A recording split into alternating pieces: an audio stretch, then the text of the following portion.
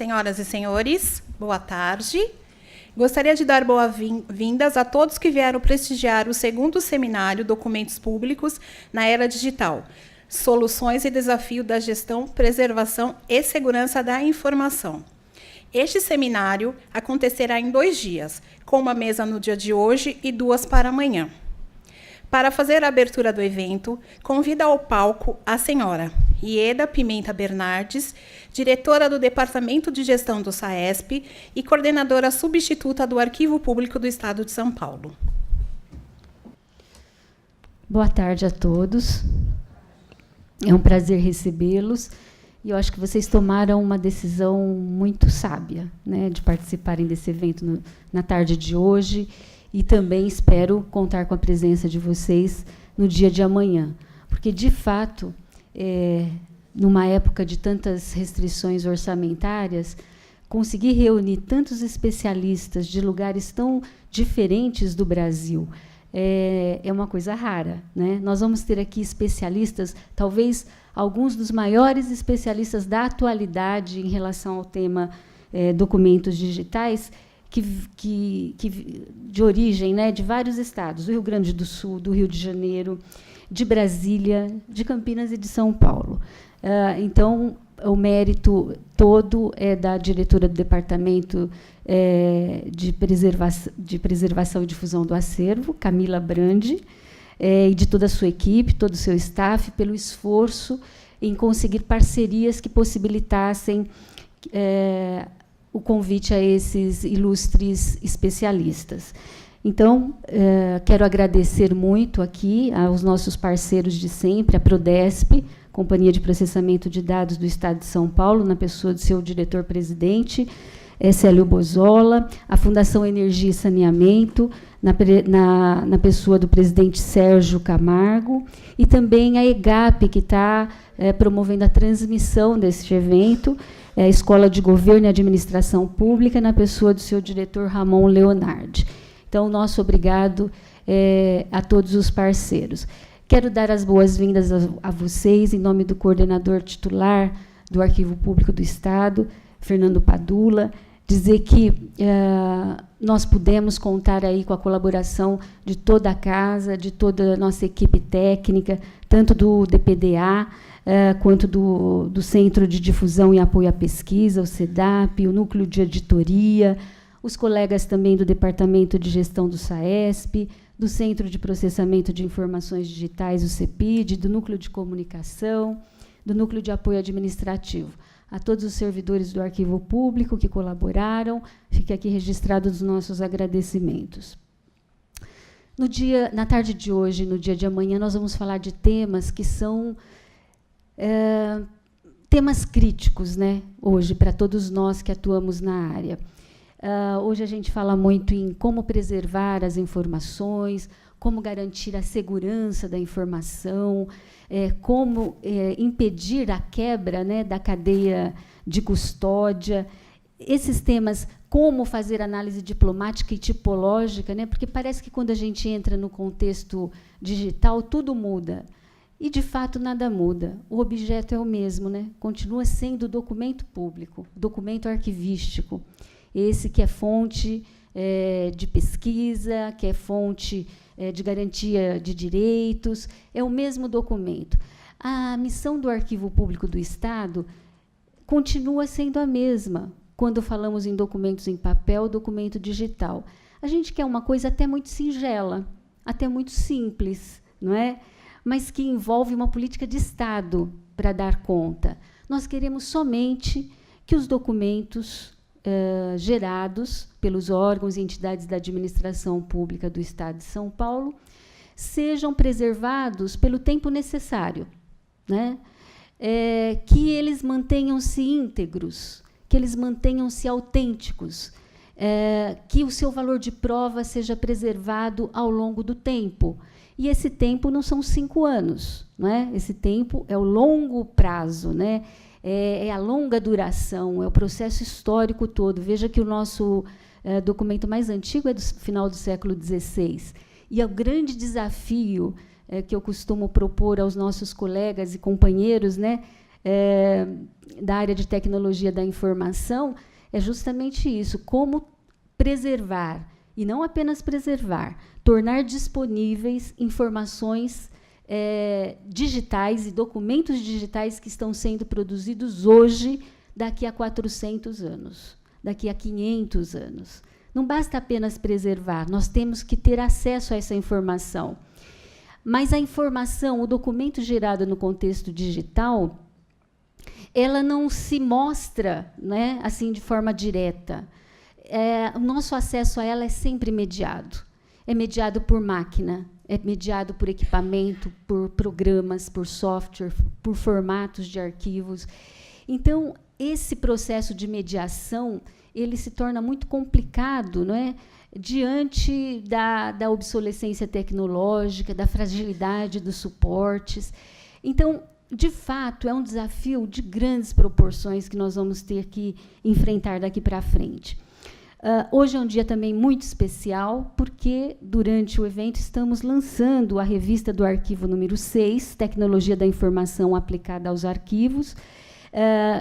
E a revista conta com 9 artigos, um ensaio de 18 autores, grandes autores, né?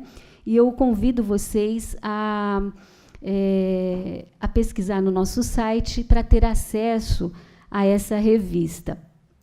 Interessante também que essa revista traz uma edição do evento do ano passado, o primeiro seminário de documentos públicos, né, na era digital, que nós realizamos em abril de 2017. Então, todas as palestras que foram gravadas também estão disponíveis nessa edição especial da revista do Arquivo. Então, o que eu queria apenas lembrar para vocês é isso, que o nosso compromisso institucional continua sendo o de sempre, zelar e proteger os documentos públicos, independentemente do suporte em que eles estejam sendo gerados, não é? E garantir a memória, a preservação da memória da administração pública, tanto para promover uma administração mais eficiente, mais transparente, quanto também para a garantia de direitos e para a preservação da memória das nossas instituições. E se a informação é o grande insumo da atualidade, né, a gente costuma dizer que é o petróleo do século XXI, nada mais razoável do que supor que o profissional que cuida, que trata, que disponibiliza essa informação também será o grande profissional do futuro. Então, pensando nisso, o Arquivo Público fez uma parceria com o Centro Paula Souza, junto às escolas técnicas estaduais, e está lançando o primeiro curso, não é, técnico em arquivo do Brasil. As inscrições estão abertas até o dia 25 de maio. Elas serão oferecidas na ETEC Parque da Juventude, aqui mesmo na Zona Norte de São Paulo, no segundo semestre de 2018.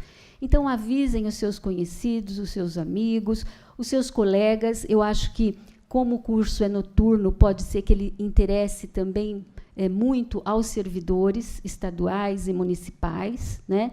Então, já é um curso todo formatado de acordo com as demandas da sociedade contemporânea.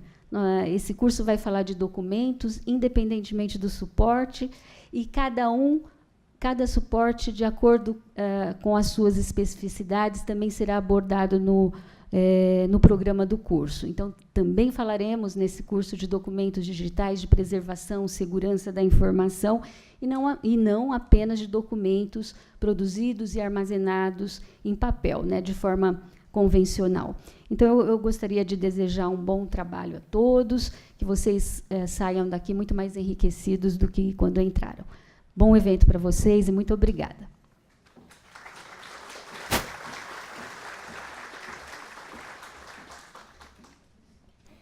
Agora convido ao palco, para o lançamento da revista do Arquivo número 6, Tecnologia da Informação aplicada aos arquivos, Marcelo Chaves, editor da revista.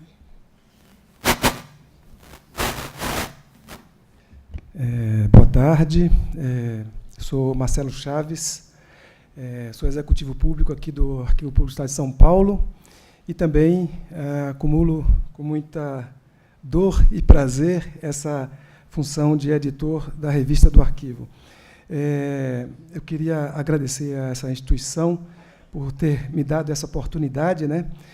A diretora do Departamento de Preservação e Difusão do Acervo, ao novo diretor do, já não tão novo assim, né, mas o mais recente diretor aqui do SEDAP, o Flávio Ritt, aos colaboradores da revista, eu sei que aqui temos alguns presentes, a essa equipe de editoria porreta, aguerrida, aí, que não foge à luta nesses tempos difíceis, de poucas verbas, aos articulistas desta edição número 6, em especial que aqui se apresentarão, né, e ao público aqui presente, né?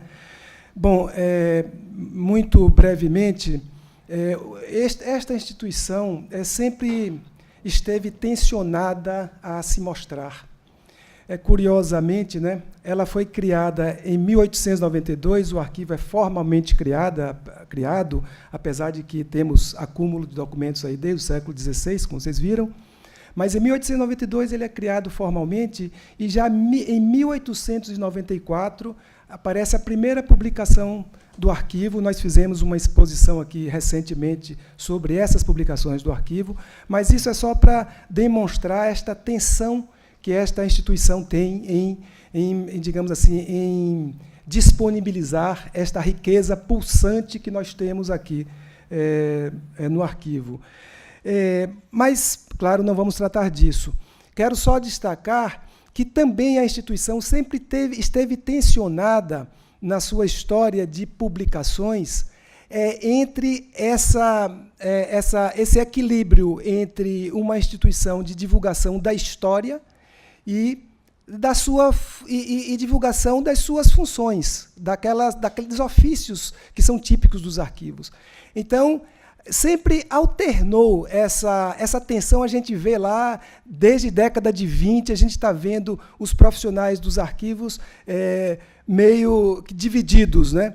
Eu sou uma instituição de história, então nós temos aqui, nas experiências mais recentes, teve um período em que o arquivo produziu um boletim do arquivo, concomitantemente com uma revista chamada Histórica. E o curioso é que o boletim do arquivo era dedicado a tratar das questões arquivísticas, da arquivologia, da área, o boletim. E a revista era dedicada aos temas historiográficos.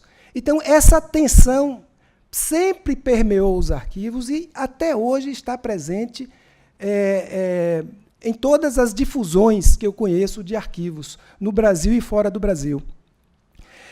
Nós herdamos recentemente um legado da revista Histórica Online, que vem desde 2005 e cumpriu um papel muito importante aqui na instituição, até 2015, onde se veicularam assim, quase 300 artigos historiográficos, de cunho historiográfico, mas não abordava, digamos, esse conhecimento produzido especificamente pela instituição arquivística, né?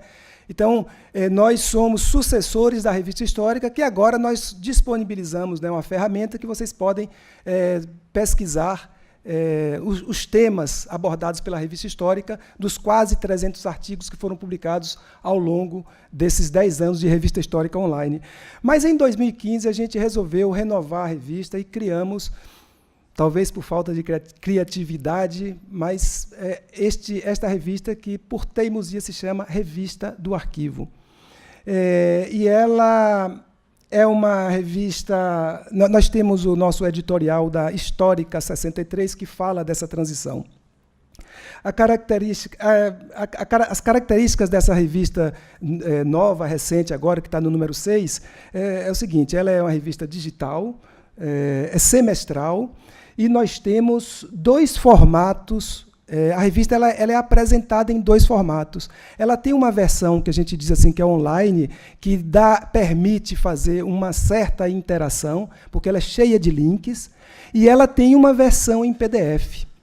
Vocês podem consultar as revistas no Brasil, poucas têm essa dupla face, dupla apresentação. e dá um trabalho danado manter uma revista com essa dupla apresentação, né? As revistas, em geral, se utilizam dessas plataformas de gerenciamento de revistas e a sua apresentação está ali em formato em PDF. A nossa revista ela é diferente nesse sentido. O conteúdo editorial dela é assim, ela é bem definido, mas isso não quer dizer que seja definitivo, porque a gente sempre anda com muitas tensões também na sua definição editorial. Ela está intimamente colada à missão da instituição.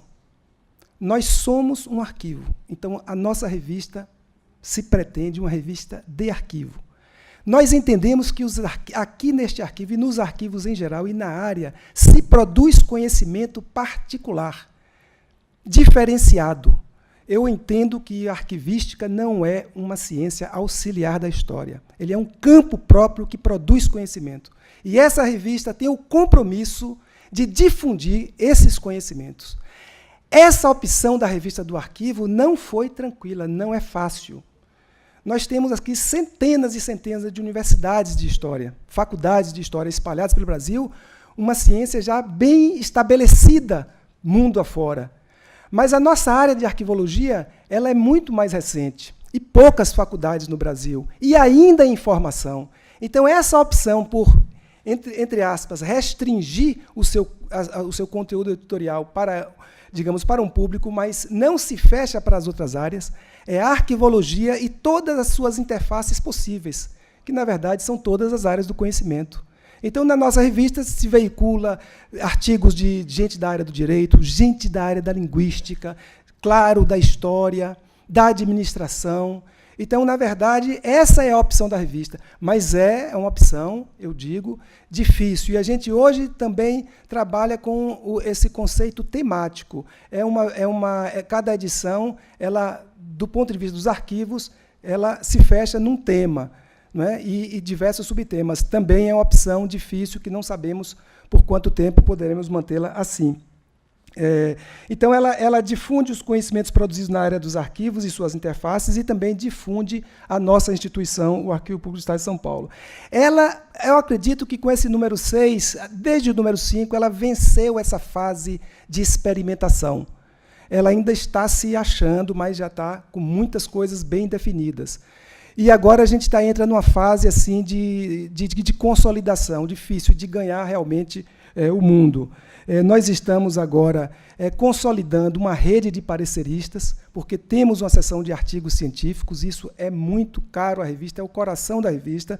Nós estamos remontando o conselho editorial da revista, porque o conselho atual é todo ele composto só por historiadores de nome, grandes colaboradores, mas ninguém da área dos arquivos, e isso já não é mais realidade. Na próxima edição, vocês vão se surpreender com as pérolas, né, com as estrelas que nós conseguimos colocar no peito dessa nossa revista, assim, nomes muito importantes da arquivologia brasileira e de outras áreas também, não só da arquivologia, da área do direito, linguistas e tal. Então, o conselho editorial está sendo constituído, né?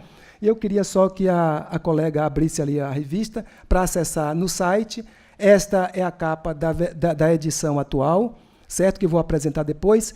Passa ali, por favor, nas edições anteriores, por favor, querida Gleice.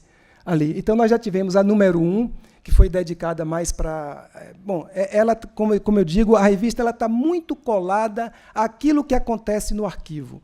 Então, a gente, digamos assim, faz essa difusão assim, de dentro para fora. Então, a revista número 1, voltada mais para, digamos, para pensar um pouco essa documentação que nós temos aqui de caráter permanente do período colonial, baseado nesse tema aí do Morgado de Mateus. A segunda revista, nós dedicamos às comissões da verdade e entrevistamos aqui aquelas pessoas que tornaram possível a formulação dos relatórios das comissões da verdade de universidades, do Estado, da Assembleia Legislativa. Essas pessoas que vieram pesquisar aqui, nós entrevistamos as pessoas, são os intérpretes do acervo, que é uma sessão que eu vou apresentar. Então, foi dedicada a isto. A terceira revista dedicada a este tema geral da gestão documental, também está muito bem delineada. E a revista 4 foi dedicada aos arquivos privados, aos arquivos pessoais também, pelo menos como o tema geral da revista.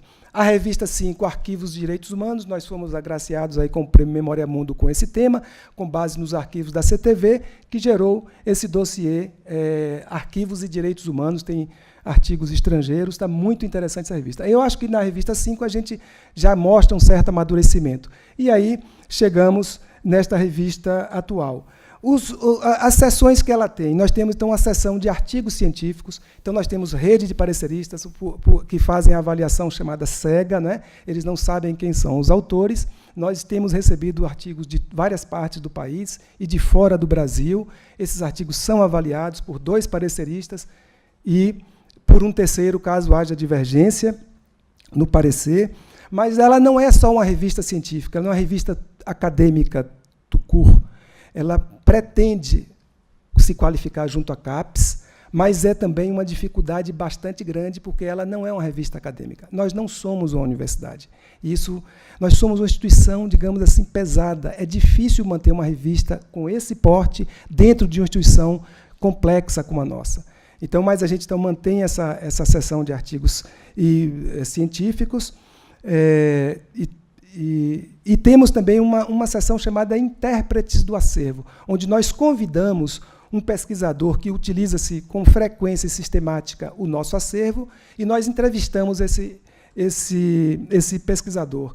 Atualmente, nessa revista, nós temos uma belíssima entrevista, que eu convido que vocês lerem, né, que é a revista com o brasilianista, né, estadunidense John French, uma entrevista que ele nos concedeu, maravilhosa. É um historiador que conhece muito os arquivos brasileiros. E nós exploramos nessa entrevista um pouquinho dessa experiência com os arquivos daqui e dos Estados Unidos, né? Temos também uma seção chamada Prata da Casa, porque um dos objetivos da revista é difundir o conhecimento produzido aqui. E nós temos trabalhos técnicos desenvolvidos na instituição que pouca gente conhece, como o que é o setor de paleografia, o setor de certidões, né, quer dizer, o pessoal que trabalha ali no SPDoc, desenvolvendo o nosso sistema informatizado, nosso SIGAD. Quer dizer, e agora, nessa edição, nós exatamente destacamos o setor que produz a nossa documentação sobre imigração. E temos mais uma seção, que se chama Vitrine, que é uma seção, digamos assim, aberta para relatos de experiências. Curtos relatos, e é uma seção mais aberta que foi necessário criar devido ao envio de alguns textos que não cabiam muito bem nesse formato de artigo científico, mas que tinham uma mensagem muito interessante, porque, como eu falei, a revista ela também se volta para esses profissionais que dão duro aí, nessas instâncias de arquivo pelo Brasil. E essa seção atual dessa revista tem um artigo sensacional da Emplasa, que mostra a sua filmoteca. Aliás, a Emplasa está com uma apresentação de arquivos muitíssimo interessante. Convido os leitores a verem os 2 vitrines, a da revista 4 e a desta atual, sobre a Emplasa.